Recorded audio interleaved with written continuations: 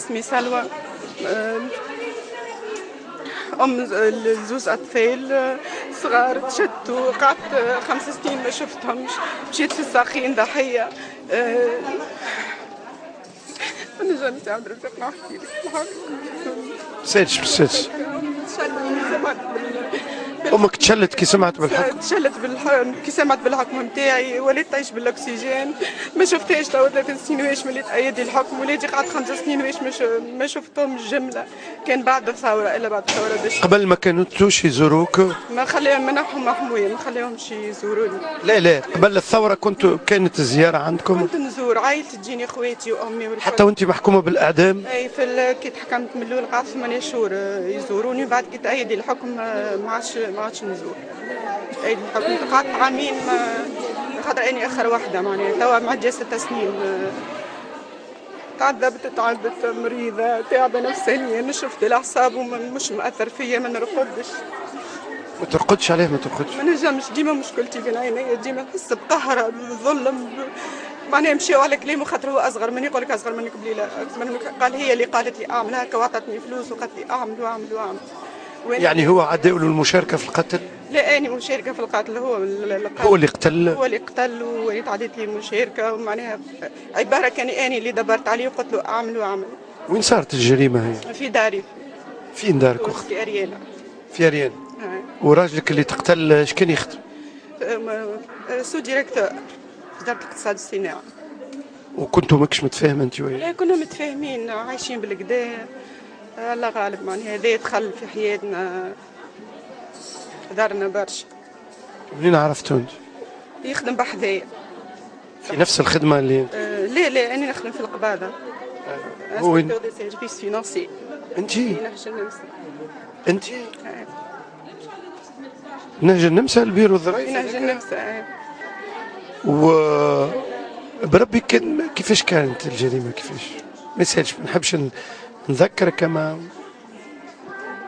في حكايه طويله هي سي عبد الرزاق، معناها ما نعرفش، دانا عاملين اعاده نظر معناها تحب لها. ندمت بصراحه. ندمت اللي ما خبرتش، خاطر اني اللي ما بلغتش عليه، هو هددني ومشيت معناها تبعت جرته، قعدت نمشي في جرته هكايا ويقول لي اعمل واني نعمل وكا، معناها مشيت معاه في الكهرباء وهزينا راجلي وطيشناه واني معاه ساكته وكا وما تكلمتش وما بلغتش. وقتها وين طيشتوه؟ ما نعرفش بقعه، ما نعرفهاش. هو هز ذنابل هزني، هو يسوق في كرهبتي. وبعد قداش تكشفت الجريمه وقتاش قرر؟ بعد 3 ايام معناها يعني اعترفت للشرطه، قلت لهم راهو فلان فلاني، خاطر كانوا باش يهزوا واحد من زملائه اللي يتلاقى هو وياه ديما، معناها اخر مره تلاقى هو وياه. كان باش تضرب فيها زمان؟ كان باش يضرب فيها يا اخي. انا قلت للشرطه، قلت لهم راهو فما فلان فلاني، باش نحكي لكم راهو فما فلان فلاني هو اللي عمل. يعني انت اعترفت باش ما يمشيش الاخر في القضيه؟ ضمير، صاحبة ضمير؟ خاطر اني عندي 2 صغار وكرهبه، معناها واحد نجم يموت، نجم تصير له كارثه، نجم تكون له مصيبه. خاطر اني قلت اني ما قلت حتى شيء، معناها ما عملت حتى شيء، لازمني اقول، خاطر اني ما عملت شيء، معناها متاكده روحي لاني ضحيه. يعني انت اللي فيقت بالجريمه؟ ورغم ذلك القضاء ما خففلكش، اعطاك حكم الاعدام؟ خففليش القضاء. انا قلت لكم مشاو على اساس خاطر اني قاريه دروا واني موظفه، ومشاو على اساس كوني زعما اني كريتو، وقلت له برا نمشي قلت الراجل. كيفاش ترى مستقبل؟ شويه متفائله شويه. بعد الثوره تفائلت شويه؟ تفائلت، وخاصه رجعت في الروح كي جاتني بنتي وولدي وشفتهم، ومن بعد منع عليها ولدي ما عادش نشوفه تا، وامي ما نعرفش ميتة ولا حي. الحق والله سي عبد الرزاق. قلت لهم بالحق قاعدة بلوار سبيسيال، امي قالوا لي مستحيل، قلت لهم عليه يقولوا لي ميتة ولا حي، قالت لي انت جابش تجيك من سوسه لتونس، راهي مشلوله بالاكسجين، ما جابش تدخل غادي لنا. شو الحاجه اللي ندمت عليها؟ نقطة ضعفي كلها بناتي، وولدي وبنتي وامي كاو اكثر حاجه. طيب سي عبد الرزاق مريضه بالروماتيزم، راهو القبض كله سقوط، تعبت برونشيت. شو الحاجه اللي ندمت عليها؟ ندمت اللي ما بلغتش، معناها ليلتها ليله اللي صارت الحادثه، ندمت اللي ما جاتنيش الشجاعه والقوه باش نبلغ عليه. ما عندكش ناس تطلب منهم السماع؟ حماتي وحمويا وامي واخواتي اللي تعبوا في جرتي الكل.